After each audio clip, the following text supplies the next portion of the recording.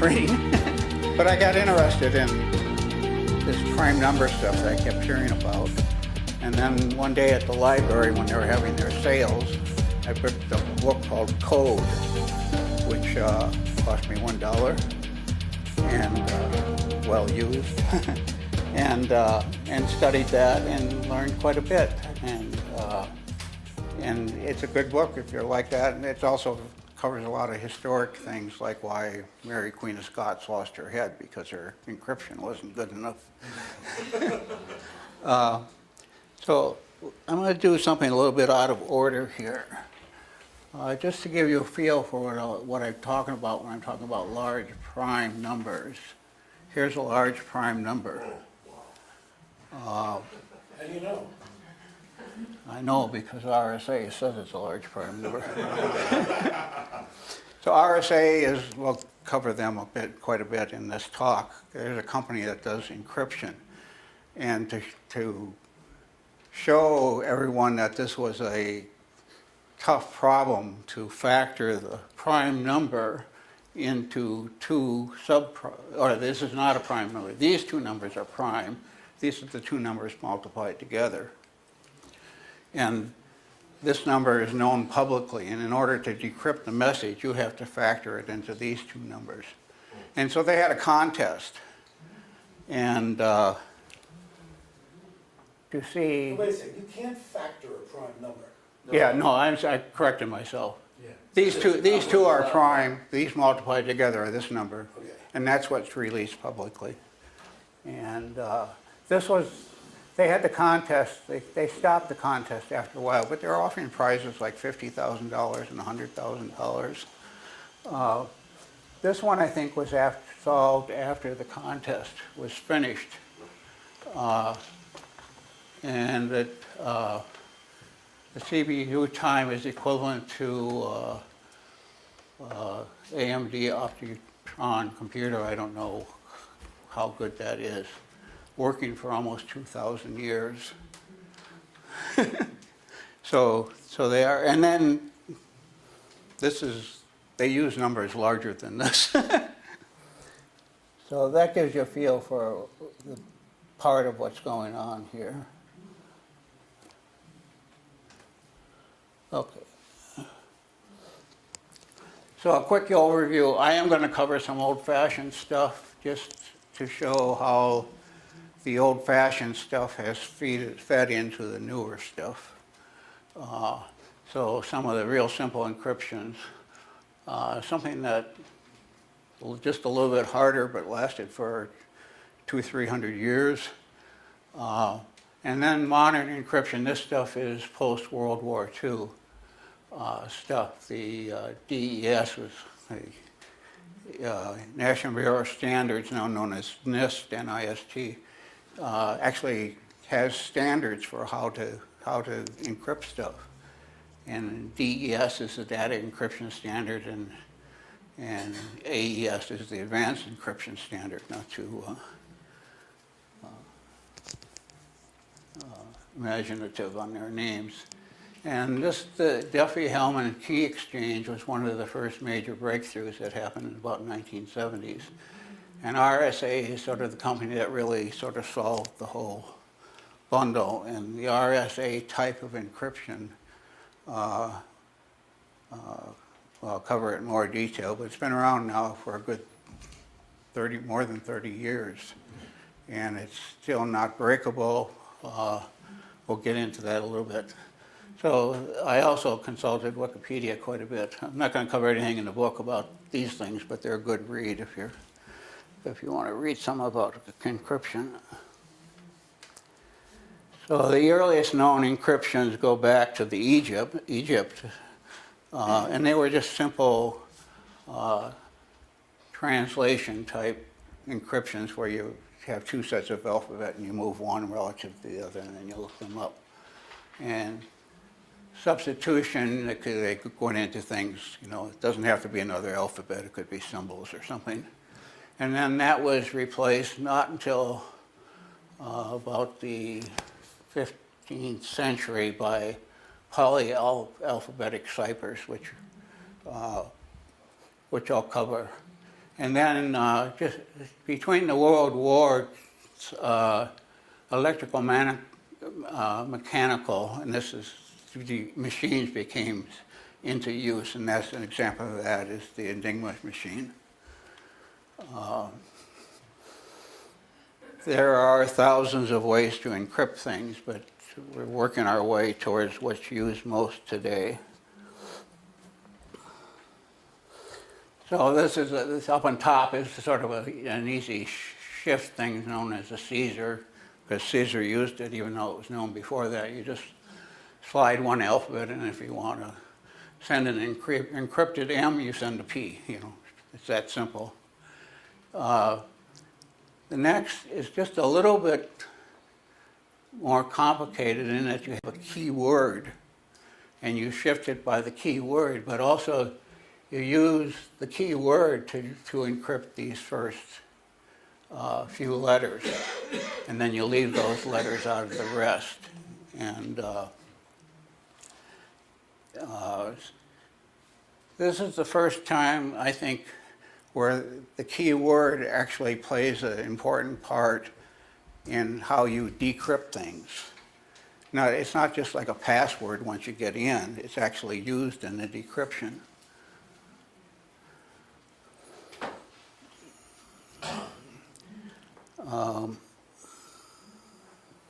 So these simple substitution things can be solved by what's known as frequency analysis, because the letter E in the English language is used so much more often than all the other letters. You can go through it and count the letter, the encrypted thing that's used most, and it's probably an E. Is that the case of the dancing men? Yes. Yes. And if you read that story by Sherlock Holmes, that's what he did. So like John pointed out, the dancing men there, that comes from a Sherlock Holmes story called The Adventures of the Dancing Men, which is a 10-minute read. So it's known way back 800 before Christ that you could do this type of frequency analysis. One way to get around that is to use more symbols or numbers or something like that. For example, you could have 13 different numbers that represents the E's and only one number that represents the V. So I think you probably need 3-digit numbers to do that. And that can make it a lot harder. It somewhat defeats the frequency analysis.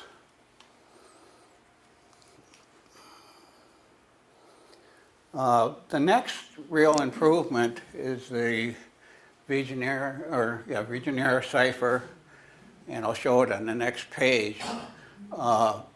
It's a substitution like that, but every time you encrypt a letter, you use a different thing to encrypt the next letter. And it requires a keyword again. Keyword is extremely important. So even if people know you're using this method, if they don't have the keyword, they're not going to solve it. And frequency analysis doesn't work too well. I'll cover that in just a minute. Larry? Yeah. Keyword. What if you don't use an actual word, but use maybe 15 letters like pass? Would that be better than the keyword? Because if they could get the keyword, then they could probably break your. Yeah, I mean, there's all kinds of things. So you could, in other words, you could probably strengthen the keyword. The ways to strengthen the keyword. Well, the best thing you can do is make it bigger. Make it bigger, yeah, and random. And does it have to be words? Could it be numbers? No, it could be anything. Could be symbols. Right. Okay, good, thank you. But it becomes part of the encrypted message then. Yeah. But if somebody's got to decode it somewhere, Right. a keyword that he can remember maybe. Right. Right. I mean, so it's not quite like passwords today, but you want to make them so that you can remember them, but other people can't guess them. You want it a little complicated. Right. You don't want to make it too easy. Right. Charles Babbage was the first. I'll show this cipher on the next page. Was the first one to really show how you could break this. And you know, you may recall that he tried to build a mechanical inference engine and spent a whole lot of money. It said in the book that he spent enough money on those to build 2 battleships, and then they cut him off. But he didn't get too much. He didn't publish much, so I guess somebody else got most of the credit for breaking it at the time. So what you do is, again, you have a keyword, and then for the first letter that you're encrypting, of say H and hello, you start the alphabet with the first letter of the keyword. And then for the second letter, you start the alphabet with the second letter of the keyword. And then you cycle through and come back again. And so, for example, hello, you start the alphabet with W and you go across to the H and you get the D. And on the second letter, you start with R, you go across to the E and you get B. You encrypt that way. Yes, John? All of these ciphers substitute something for alphabetic characters, but I don't see anything that substitutes for the space between words. Yeah, generally the space is ignored because it sort of gives you a lot of information. So it's very, very common to not include punctuation in the space in encrypted messages. And then it's very common to break it into 5-character chunks. So what Babbage noticed is that if you had in the encrypted text, is that you could look for things that repeated. For example, the might be encrypted, but you look for how that pairing of letters and see when it occurs again and other things and when they occur again. And basically you look for the smallest common denominator of that spacing. And from that you can deduce the length of the keyword. Once you know the length of the keyword, then you're just doing, in this case, it's because it's 5, you're doing 5 It's just 5 simple substitutions. And then you can just use frequency analysis on each of those. So again, a real strong dependence on the keyword. So this was made mechanical. This was something that, well, it was described in 1467, but around the Civil War, they were very popular. It's just a disc that helps you out.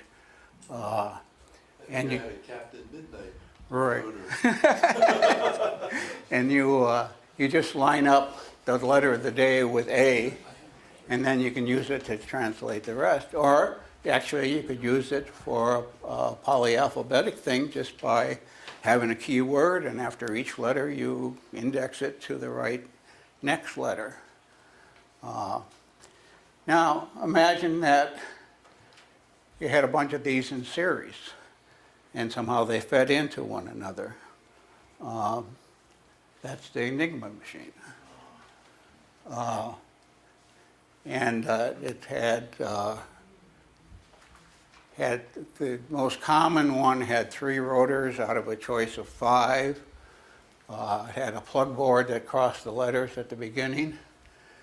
And the interesting thing about this is it wasn't built as part of the war effort. It was built right after the First World War by a German businessman because he wanted to be able to do his business transactions encrypted.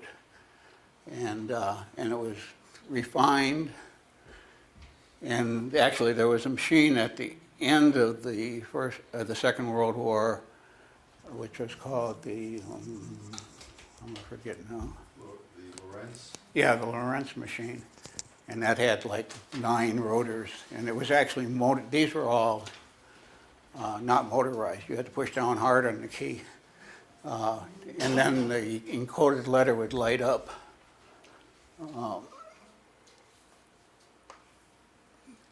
And the way it worked is something like this. You'd push down on a key, it would send a current down. The disk, depending on the orientation, would scramble it. There was a reflector on the end that sent the current back down through it again. There was that patchboard that went through and actually in both directions before it hit the rotors and after it hit the rotors. And that would light up a light. I think I'm going to show the video here, but one thing that's interesting, the reflector didn't rotate, although you could put it in different positions. But one of the key things about the rotor is that because of it, you could use the same machine set up the same way to decrypt. So you could send a message, if other one had someone set it up the same way, then they just did the same thing. They typed in the encrypted message, and out came the original message. Now we're getting into somewhat modern times after the Second World War. And IBM developed something called Lucifer about 1970, and I'll have a little bit of more history on the subsequent slide. And then in 2001, advanced encryption standard exceeded, or took over instead of DES. DES is still used. So these things have pretty long lives, and they're NIST standards. I mean, you can go on the internet and download it, and it tells you how to do it. And so you're not keeping the encryption method secret. You're keeping the secret word, the keyword secret. So again, everything sort of loads on to keeping the keyword secret. Question, what are your fourth bullet there? Why does the NSA want to limit the strength of private encryption software? What do you think? They can break it, want to break it. Huh? They want to be able to break it. So, and so actually, well, I'll cover that in a subsequent slide. But because there was this keyword thing, and then also in the 1970s, there was something developed called the Diffie-Hellman Key Exchange, which allowed people to exchange keys without making physical contact with one another, which really made things much more usable. You wanted to send an encrypted message to someone in California, you didn't want to have to put the keyword in a briefcase and travel to California with it.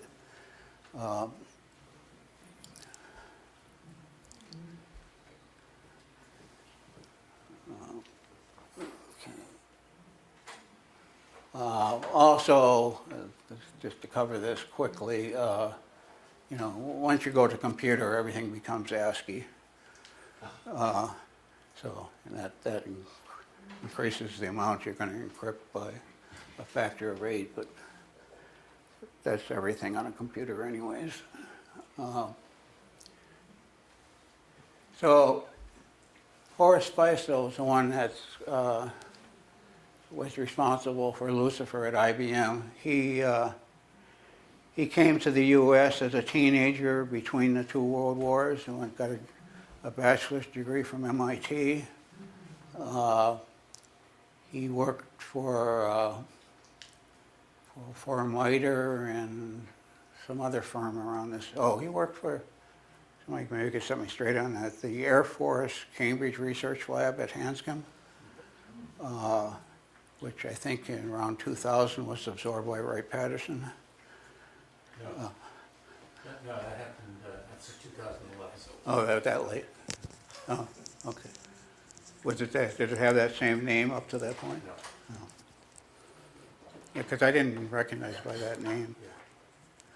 But anyways, he ended up at IBM, and IBM was interested in this because they're selling machines that want to have big customers that want to be able to do sensitive transactions on the internet. And so they encouraged him. So he came up with Lucifer, and then the NBS, at the National Bureau of Standards at that time, turned it into DES. So DES is sort of a subset of Lucifer. They watered it down a bit. And then in 2001, that was superseded by AES. And that was, AES was done by having NIST doing a competition. And they got, I don't know, about a dozen useful encryption methods came back, and they studied them, and they worked at it for a few years before they settled on the one that they picked. It was actually something done by two Dutch cryptographers. It wasn't US born. And then this sort of answers your question. And the NSA didn't want things to be too effective. So again, they watered things down. Lucifer and DES are block ciphers, so you change the data into blocks, and I'll show that in a minute. And then you act on the blocks. And you can just do the individual blocks, or somehow you can string them together, and I'll show that. So you can actually look up that standard on the internet and download it. Well, here's how AES works. It's gonna be a 10. Which actually, once you get to know it, is not that bad. But here's how it works in Wikipedia. You turn things into blocks, 128 bits in a block. And since there's 16 mini blocks, that means that there's 8 bits in each block, or basically one letter in each block. And you do a bunch of things to it. First, each mini block, you go take its value, which is either 1 or 0, or a string of 1s and 0s, and you go to a lookup table, and you put that number in. Okay. And the next thing you do with it is you shift some of the rows. So the top row doesn't get shifted, the next row gets shifted 1, the next row gets shifted 2. And then you go down here, and this is called mixed columns. And so what a value over here is a linear combination of these. So you can think of it as a matrix multiplication. They also explain it in terms of a polynomial expansion type thing. But the easiest to understand to me that, B2 depends a little bit on all 4 of these in a pretty simple way. And then finally, in the last one over there, that's where the key comes into play. I can understand how this could be done forward, because it's very deterministic. It But can, it seems that there could be multiple answers going backwards in the no, detail. they call it symmetric, which means it's reversible.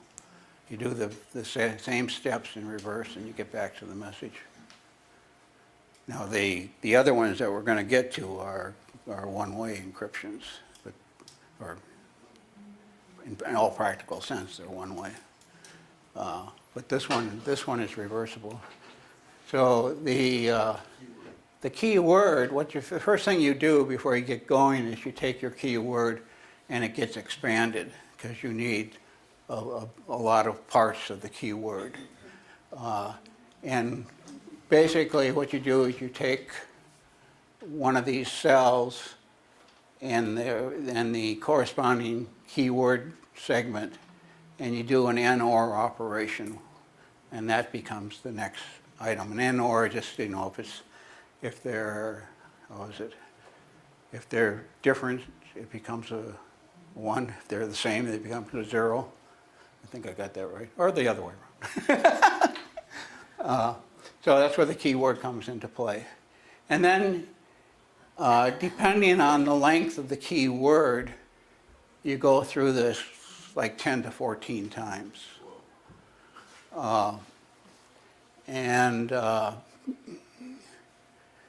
So these are the names of the guys, the Danish guys that submitted. It was originally called Rinsdale or something. That's sort of a combination of their names. And let's see what's next. So this is still, from 2001, this is still widely used today. This is what's used in your iPhone, if you have an iPhone. I don't know about other smartphones. Well, maybe I'll cover it. The FBI was on iPhone case because they couldn't break it, Right. and then they stopped talking about it because they could break it. Somebody broke it for them. Yeah, somebody broke it for them. But now I thought Apple had tightened it up, so that it's not. I don't know if they made it any tighter, but they didn't give any way to them. No, And that was the case, that they Yeah. wouldn't give it away then, but I thought subsequently they have, I tried to find out and I couldn't. I So, think you're right, I think there's Something a that- follow-up story, there isn't. yeah, nobody wants to talk about it. right, that's part of the problem with all this stuff. So actually, go back a minute. So you do that basically every since there's 16 cells and each one actually sort of controls about a letter. You do that for each 16 letters. You know, you go through it, 12, 14 times for each 16 letter grouping. Now, you can stop just there, or you can do something where the letters feed into one another. And that's what's shown here. And this is an example of block chaining. What you do is you encrypt the first 16 letters, and then before you encrypt the next 16 letters, you take that, and I think you do an XOR on that again with the next 16 letters, and then you encrypt that, and then that feeds into the next one, and you encrypt that. So now you have a real mess. And the bottom thing is just the decryption. And to make things a little bit more symmetric, because each one, other than the first one, have something feed into it, they have an initialization vector that feeds into the first one.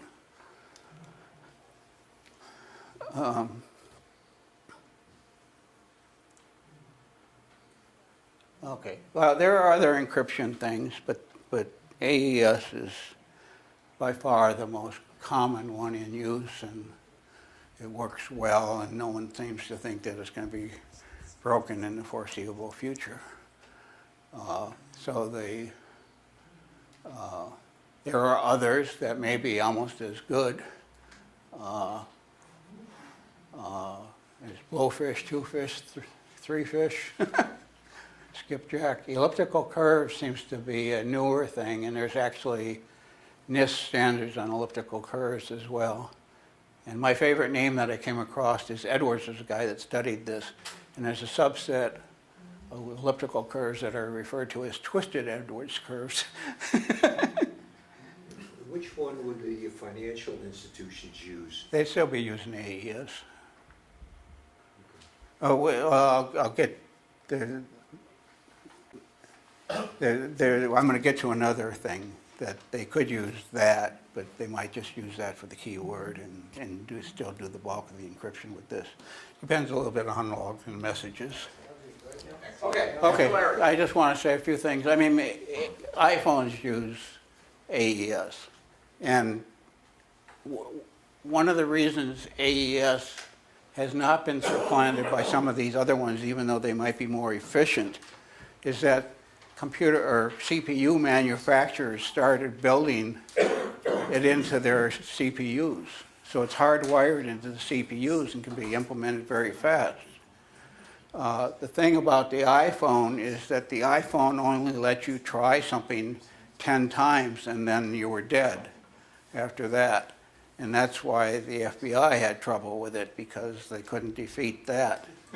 I guess somebody from Israel figured out a way to get around that, but it's widely used, still used, will be used for a long time until quantum computers come along.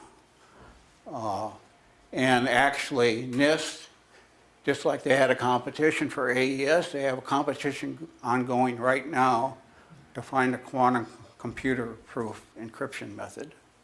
And they had the first round of gathering submittals, and they have meetings coming up to take the next step. Do we have anybody here who could do some research and give a talk on quantum computers? See, no volunteers, John? I was just thinking of a physicist. Charlie, you sensitive? What did Richard Feynman said? Richard Feynman said something like, if you think you know quantum computing, you don't know quantum computing. Something to think about, if any of you know of anybody who could talk about that. Okay, so that sort of does it for the mainline encryption stuff of what's going on for the past 15 years or so, and probably will go on for at least another 10 years. But we still have this problem with how do you get the key to the other guy? And then there's another method that does both encryption and key transmittal, RSA, and I'll talk about those next. So to talk about these things, there's three math concepts that we have to talk about. One is prime numbers, and we had a talk on prime numbers a few weeks back. Prime numbers are numbers that you cannot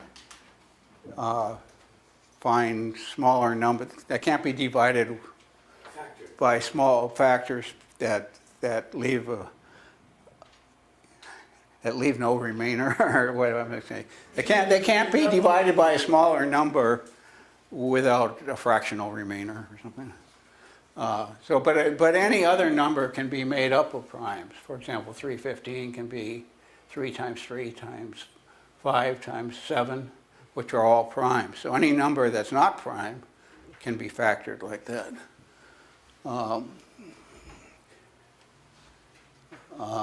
To find prime numbers, and there are people that spend a good deal of their professional lives trying to find the largest prime. And the largest prime that's known right now as of July is 2 raised to the, I mean, you multiply 2 by itself, 77 million times 232,617, then when you subtract 1. That's a Mesner, I don't know if I pronounced that right, prime. Those primes look like that. They're 2 to some number minus 1. And there's this search going on. And, I mean, you can read, tons of pages on the internet about prime numbers. The other thing that you have to know about for this type of encryption or keyword exchange is that there's a lot of stuff where you raise a number to another number. So this just means that A gets multiplied by itself B times. So 5 to the 6 is 5 5s multiplied together. So and the example down there, which is small but by the comparisons of what they use in this encryption methods, 2 or 10 to the 237 to the 13th 379 power contains 54,000 characters. And I looked at how many characters you get on a page, and that's, if you type everything dense with no spaces, that's about 12 pages of typed numbers. So you're clearly not doing any of this by hand. And the other thing that on the raising powers, you can raise things to product of powers, or raise A to the B and then raise that to the C power. So straightforward stuff, but and then the new thing, which isn't actually that hard, is modular arithmetic. And some of the old people like Euclid and stuff played with these things. They love playing with number properties. A mod B means you divide A by B, and the remainder is that entity. So if you had a 24-hour clock and you wanted to know what time 1500 was, you can divide by 12, and the remainder is 3, so it's 3 o'clock. Or 7 mod 5, divide by 5, the remainder is 2, so that's the value of the mod number. these things were studied by a lot of great mathematicians, and some of the theorems that were developed by Euler and Fermat in the, I think in the 1800s are used to do some of the factoring that has to be done. So one thing that using mod numbers is it takes these huge numbers and it makes them considerably smaller.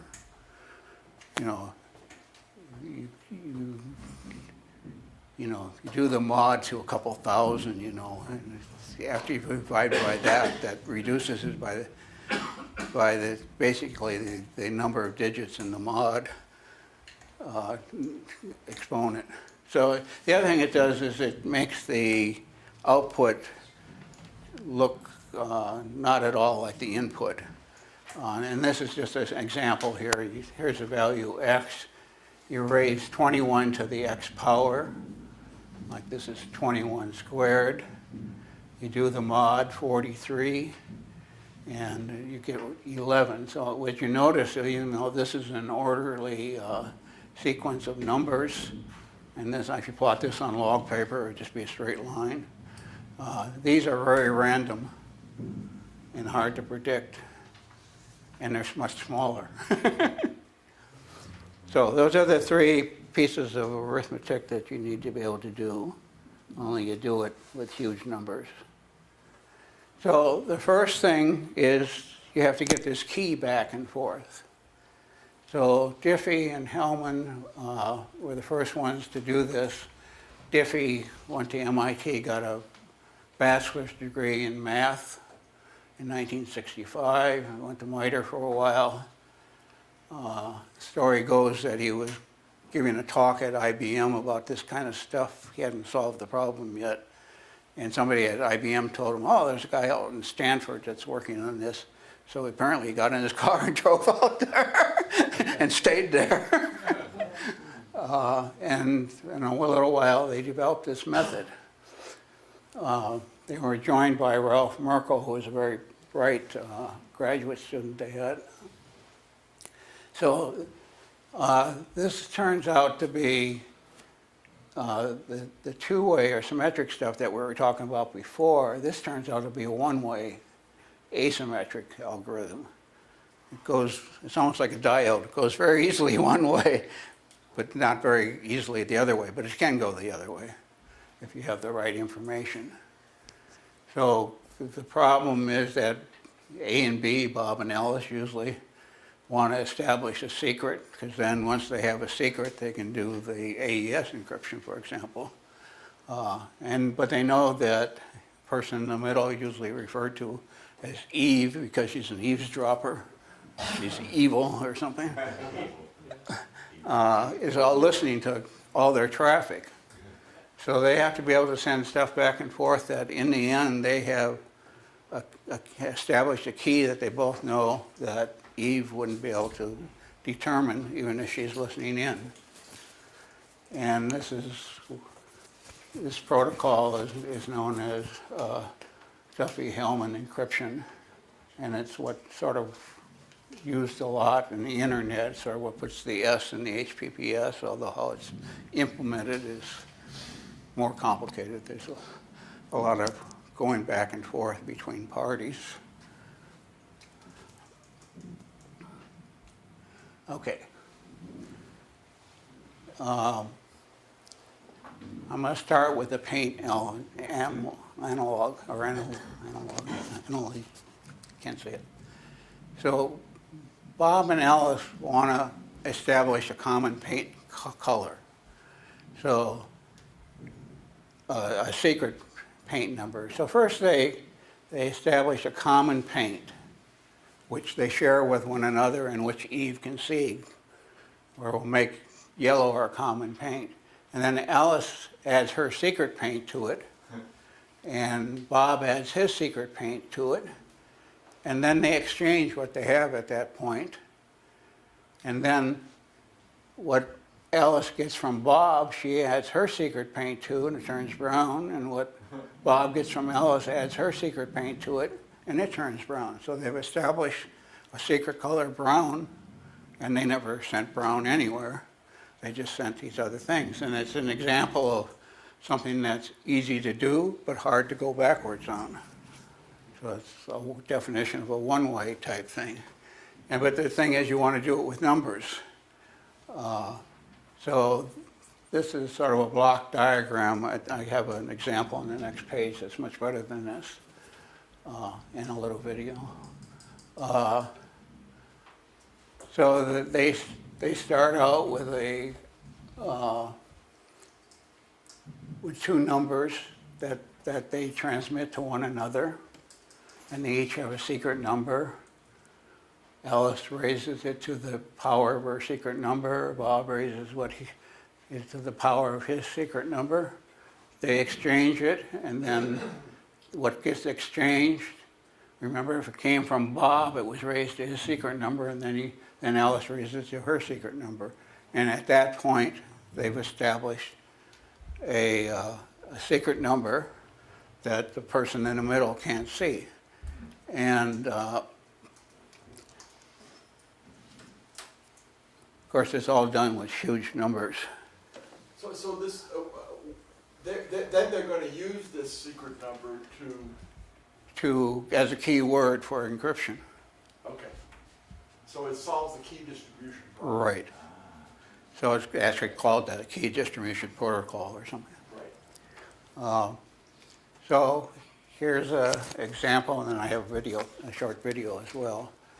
So I colored the non-secret or the public numbers blue and the secret numbers red. So first they exchange publicly a modulus and a base that are 23 and 5. The modulus should be prime. The base doesn't necessarily have to be prime. There are some other rules that are less restricted than being prime, but prime works very well. And then they each establish their secret numbers. They compute. Alice computes G, which was exchanged, mod P, which was exchanged, and gets a value A, and she sends that to Bob. And Bob takes the public information, raises it to the power B, takes the mod of it, and sends it to Alice. And then they just do sort of like the example. Then they raise what they receive from the other person to their secret number, and they've established a secret number. Now, they have no control over what that secret number is going to be, but it is a secret to everyone else but them. So if they wanted their secret number to be 17, they probably have to try it a lot of times before it happened. Do people know what Khan Academy is? Oh, yeah.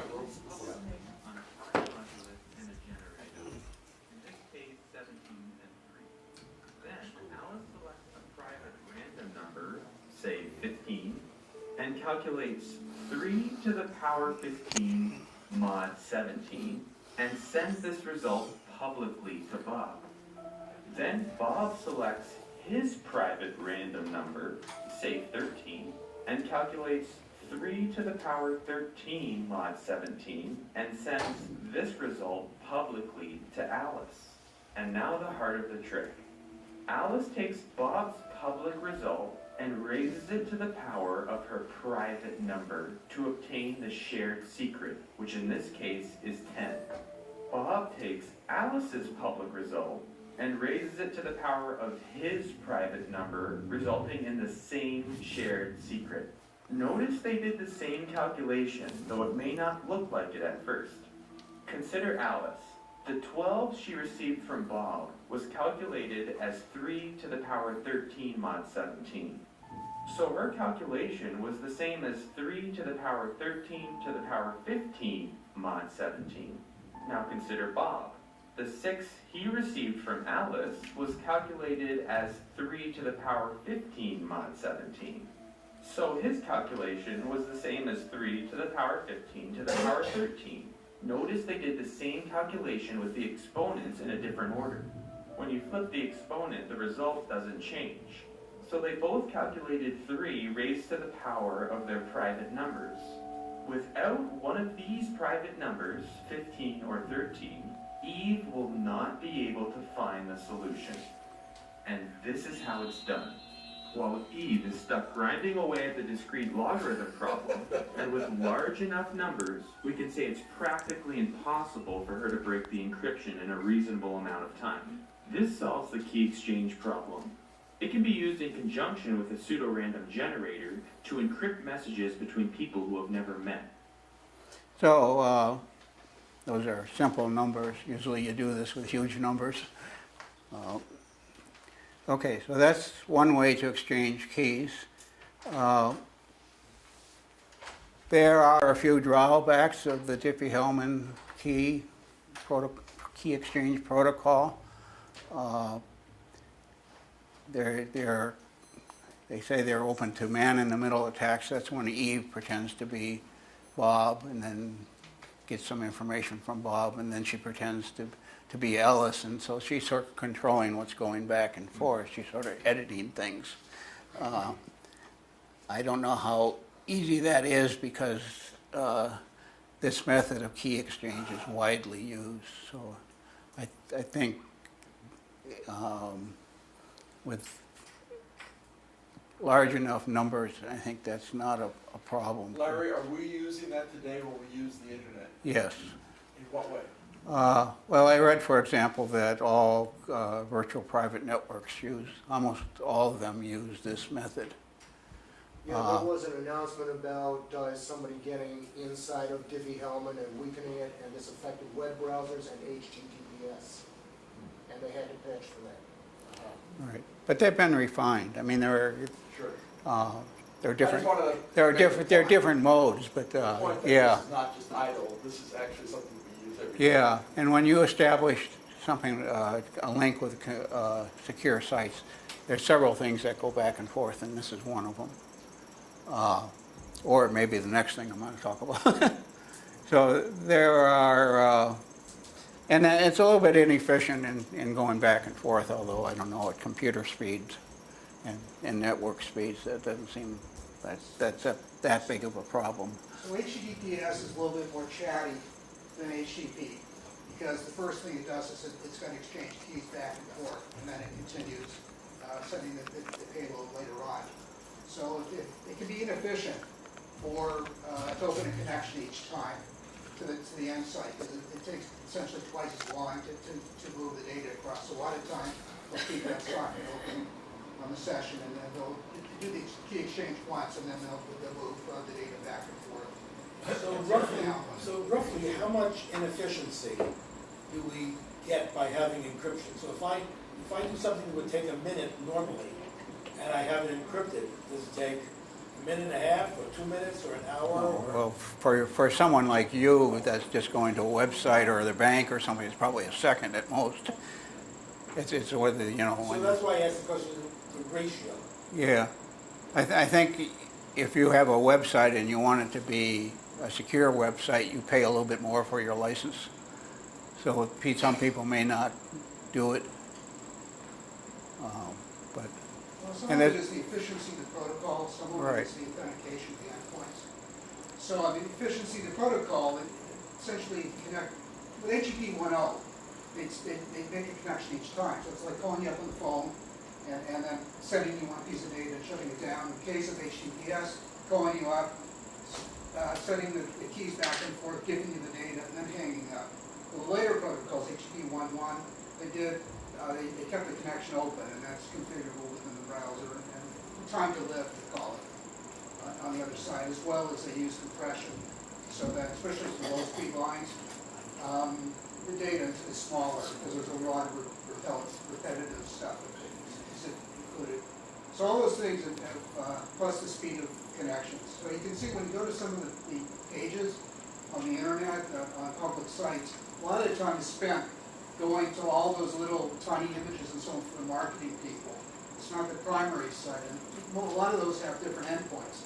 You see your browser sort of pausing while it's trying to create a connection to each of those sites, because it doesn't have one already, and it's got HTTPS, it's got also the key exchange. And if the sites are slow, then it really slows up the site. So the bloated sites, and then they've tune the protocols, if you go into one endpoint and keep the connection open, if you keep going to different places, turning it down each time, it really slows it down, even though you have a high-speed connection. There's still latency on either side. In terms of the efficiency and so on, there's trade-offs on the calculation of what the overhead is between the compression and the encryption. There's a little bit of overhead, but a lot of times that's negligible.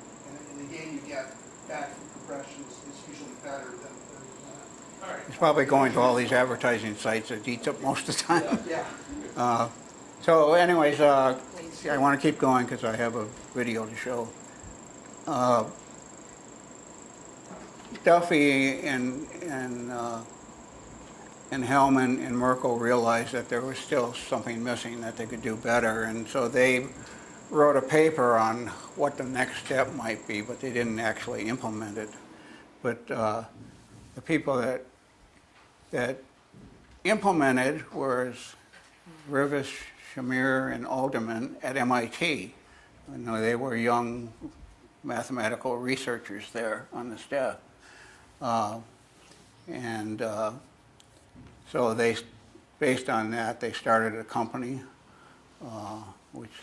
and they got a patent, which people weren't even sure you could patent things like algorithms at that time, but they were able to get a patent. There is another story that I'll tell in a minute that should have blocked them from getting a patent, but it didn't.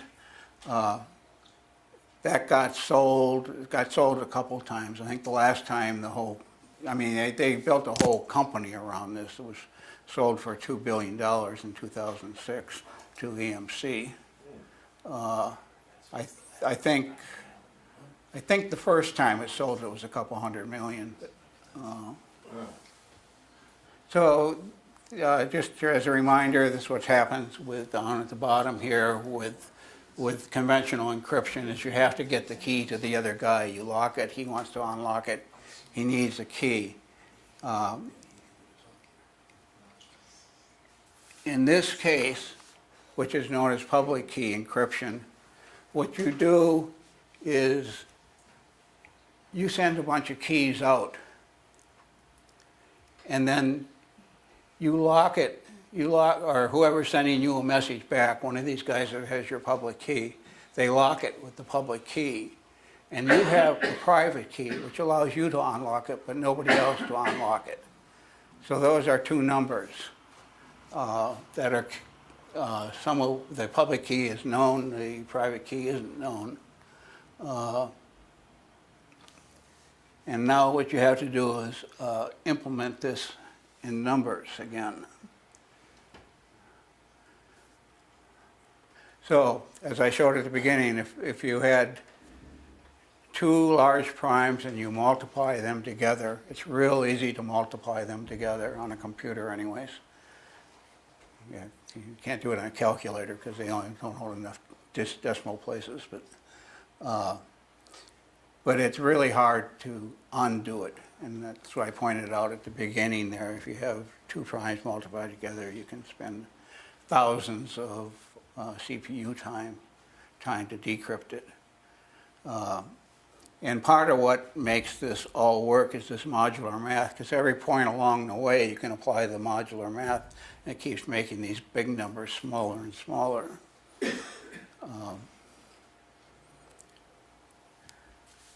So actually the first round at how hard this was Martin Gardner, who used to write a column for Scientific America. They sent out a crow prime, that's two crow primes, which are the things that get the primes that get multiplied together, that had 128 digits. And with computers at that time, it took 17 years before someone found the answer to it. That's 129 digits, and nowadays they're using multiplied coprimes that are of the order of 800 digits.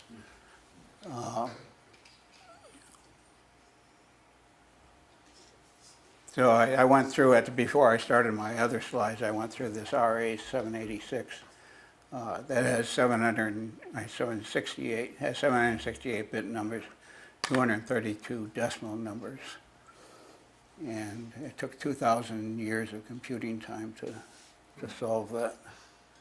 and they're using bigger numbers. So here's the math on public key encryption. In this case, you, the one that wants to want to get messages sent to you, choose two random numbers, two random prime numbers. They're random, but they have to be prime. And there's an example that goes with each step. And again, the red numbers are secret, the blue numbers are public. You multiply them together, and the values multiplied together are part of your public key. So you send out the product. You compute something called n prime, which is also referred to as Euler's quotient function. I think that's how you pronounce that. It's also called Euler's phi function, which is just p minus 1 times q minus 1. So again, they're straightforward operations, just the big numbers that make them hard. So in this example, there's a value calculated for n prime. And then the one that wants to establish this public key comes up with another prime number. It doesn't have to be a prime number. There are some less restrictive things that can be done to it, but a prime number always works. Another prime number, E, which you send out and is used for encryption. And you calculate a value D, which is used for decryption, and you keep that public. It turns out, I just did this because it shows up in the video, if E is of the form 2 to the k plus 1, the mathematics are much easier. So E is calculated, or D is calculated such that this equation is true, that E times D mod n prime is equal to 1. There's, actually the video shows somewhat of a way to do that. It might be hard to someone who doesn't know how to do it, but it's very easy for someone that knows how to do it, and it dates back to these Euler type theorems for modular numbers that he came up with. So D is calculated here such that they find a value D such that when E and D are multiplied together and the modular number for n prime is equal to 1. And like it says, some of these things go back to the ancient Greeks. So you don't need P, Q, and N anymore. You can destroy them if you want, and you keep N, E, and D. You send out E and N, and you keep D private. And then the encryption, you just take a message, M, turn it to a number, and you raise M to the E. So this message, if it's a long message, if it's turned into a binary number, it could be huge. And you have to raise it to E, which could also, well, E doesn't have to be really huge, but it could be a couple thousand characters. It could be a few hundred characters. Sounds like that could be almost impossible to do. But because of this modular math, there's ways to do it that are shortcuts. It sort of keeps the number from getting bigger and bigger. And you can apply it several times. And I decided not to try to show that, but you have to, I guess you have to take that. But for example, if I want to encrypt the message 10,237, I raise 10,207 to the E that I established, which was 13,379, and I get the modulus. Is that a decimal point or a comma? That's supposed to be a comma. I had a lot of trouble with the software that I was using, doing powers. Although that's just a plain old typo. And then so that's the message that gets sent. To decrypt it, you just take the message, raise it to the D power, which you kept secret, and take the mod n of it, and the received message turns out in this case to be the same. Why is R in red? Oh, that's an unknown. Well, if you're gonna send it, you're Well- essentially sending it to Eve too, right? No, that's encrypted, well, let's see. That's, yeah, I guess you could make that, once you encrypt it, I guess you, yeah, you can make that blue. Thanks. I'll give you that. No, I forgot the page that had the annotation on. The main thing, if I go back a couple, is that D depends on N, which depends on P and Q.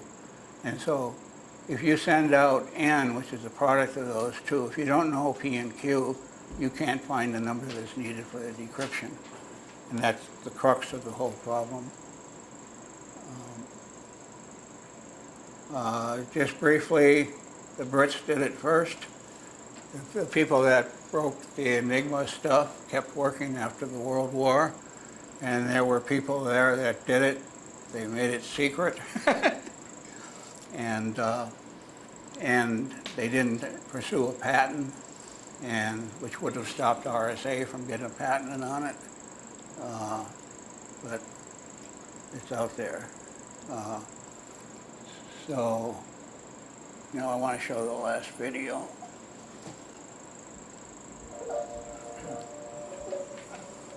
Up until the 1970s, cryptography had been based on symmetric keys. That is, the sender encrypts their message using a specific key, and the receiver decrypts using an identical key. As you may recall, encryption is a mapping from some message using a specific key to a ciphertext message. To decrypt the ciphertext, you use the same key to reverse the mapping. So, for Alice and Bob to communicate securely, they must first share identical keys. However, establishing a shared key is often impossible if Alice and Bob can't physically meet, or requires extra communications overhead when using the Diffie-Hellman Key Exchange.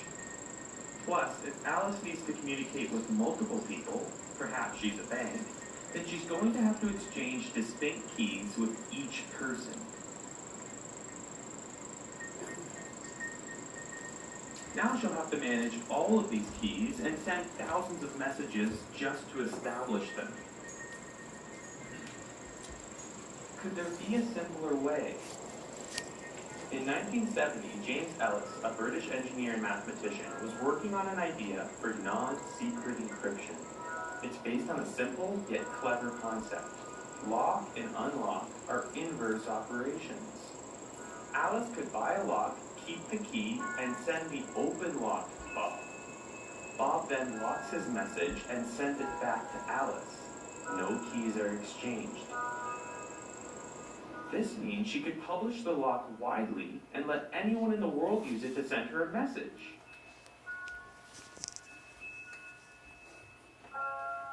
And she now only needs to keep track of a single key. Ellis never arrived at a mathematical solution, though he had an intuitive sense of how it should work.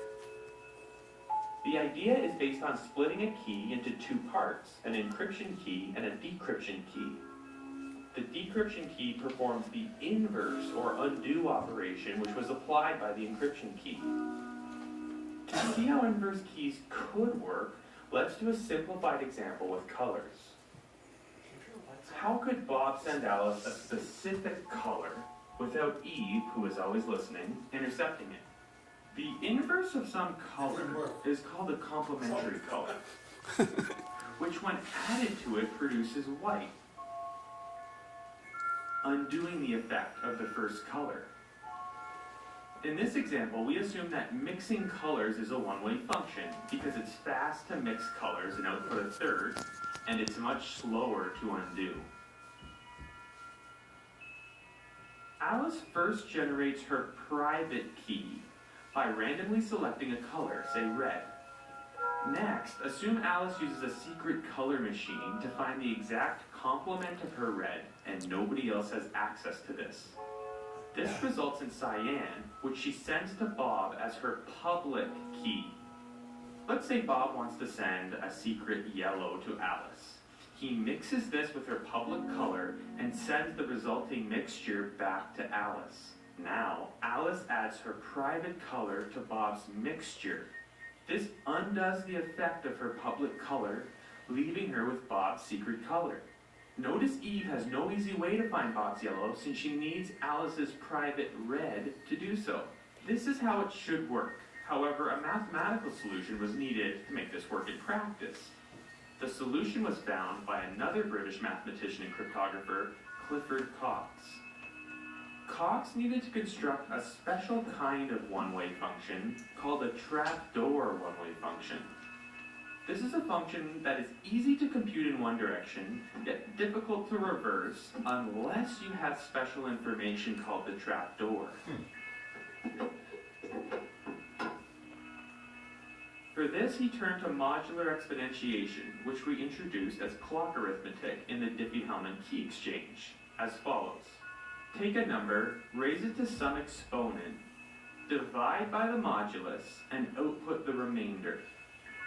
This can be used to encrypt a message as follows. Imagine Bob has a message which is converted into a number, m. He then multiplies his number by itself e times, where e is a public exponent. Then he divides the result by a random number n and outputs the remainder of the division. This results in some number c. This calculation is easy to perform. However, given only c, e, and n, it is much more difficult to determine which m was used because we'd have to resort to some form of trial and error. So this is our one-way function that we can apply to m, easy to perform but difficult to reverse. It is our mathematical lock.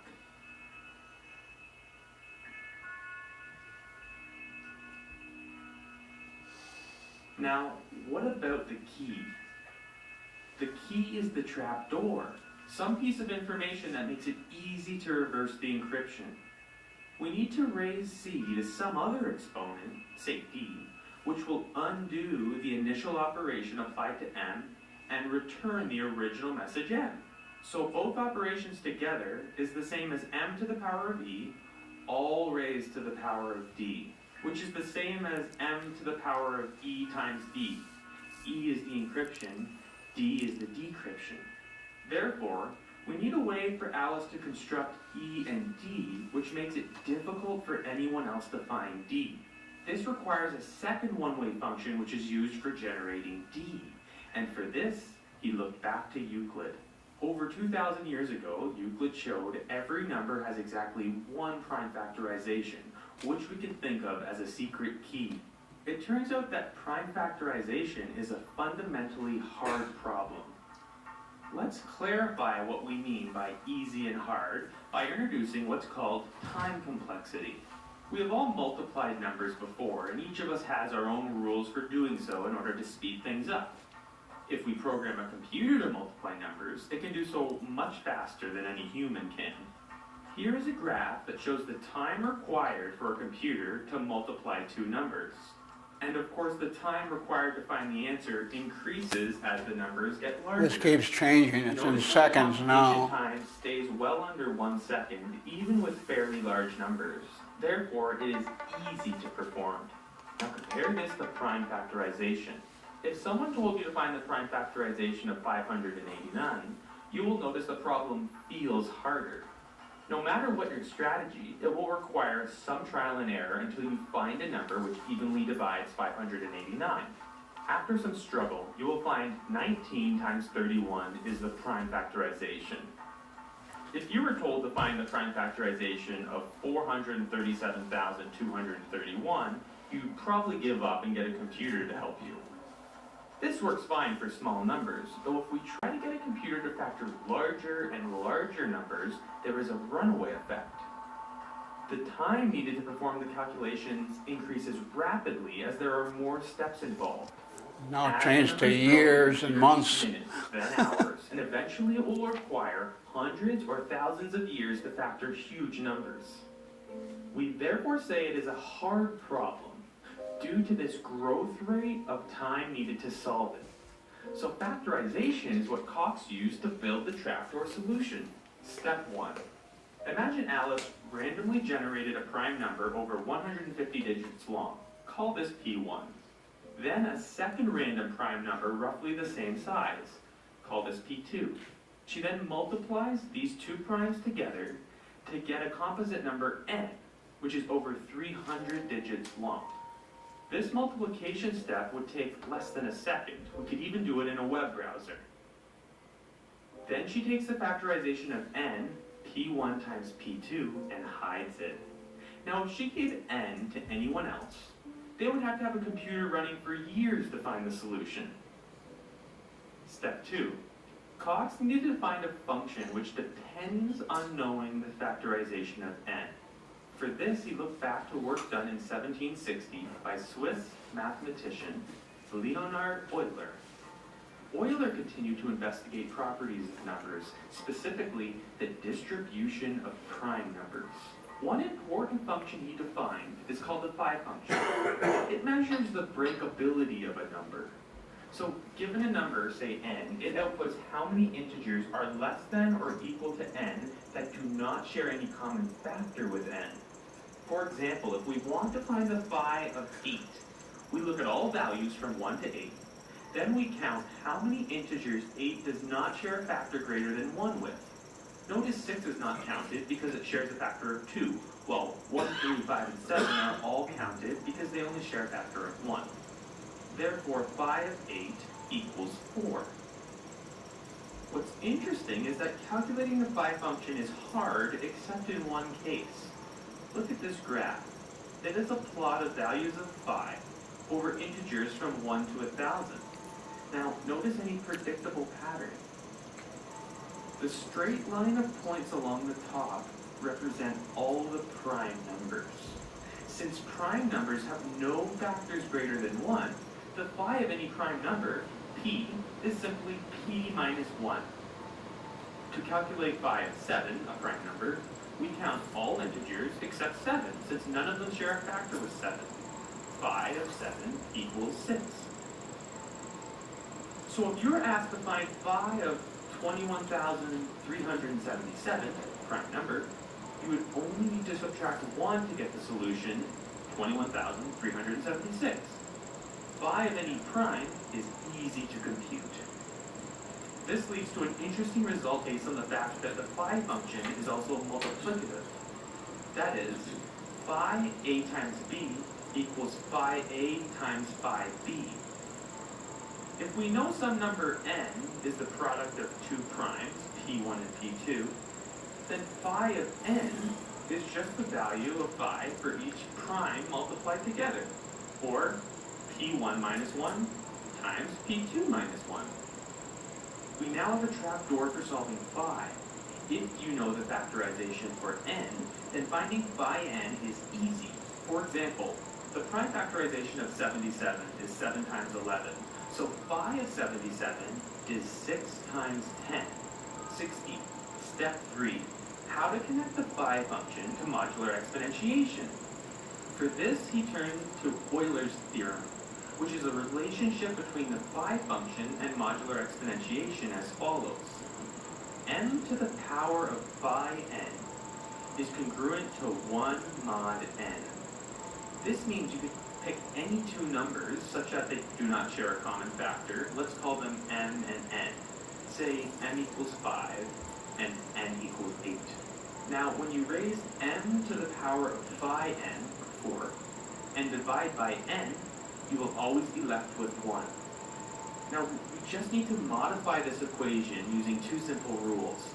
First, if you raise the number 1 to any exponent k, you always get 1.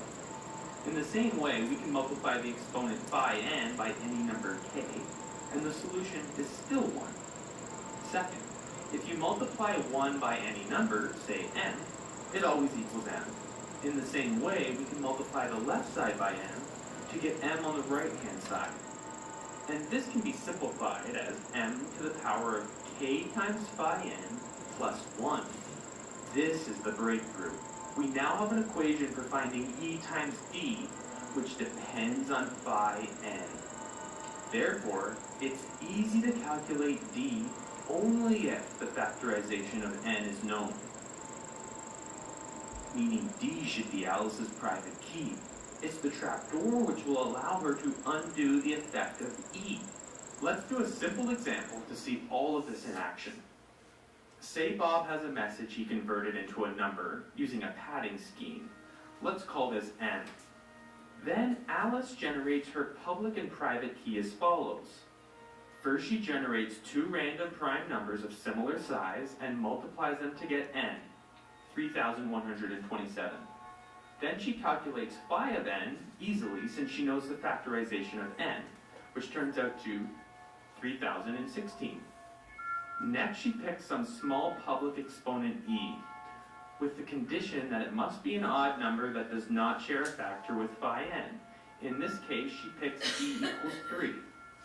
Finally, she finds the value of her private exponent d, which in this case is 2 times phi of n plus 1 divided by 3, or 2,011. Now, she hides everything except the value of n and e, because n and e make up her public key. Think of it as an open lock. She sends this to Bob to lock his message with. Bob locks his message by calculating m to the power of e mod n. Call this C, his encrypted message, which he sends back to Alice. Finally, Alice decrypts his message using her private key, D, accessed through her trapdoor. C to the power of D mod n equals Bob's original message m. Notice that Eve, or anyone else with C, N, and E, can only find the exponent D if they can calculate phi n, which requires that they know the prime factorization of n. If n is large enough, Alice can be sure that this will take hundreds of years even with the most powerful network of computers. This trick was immediately classified after its publication. However, it was independently rediscovered in 1977 by Ron Rivas, Adi Shamir, and Len Edelman, which is why it's now known as RSA encryption. RSA is the most widely used public key algorithm in the world, and the most copied software in history. Every internet user on Earth is using RSA, or some variant of it, whether they realize it or not. Its strength relies on the hardness of prime factorization, which is a result of deep questions about the distribution of prime numbers, a question which has remained unsolved for thousands of years.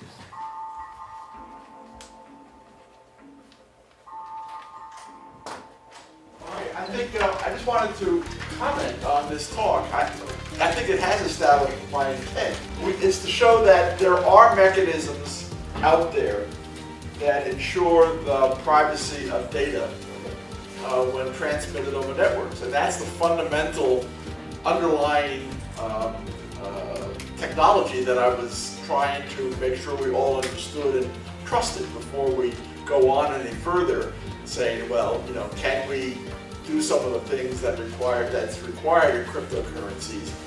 And I would say that Larry has shown us a lot of interesting stuff in terms of, indeed, the ability to keep that information private. All right, thank you.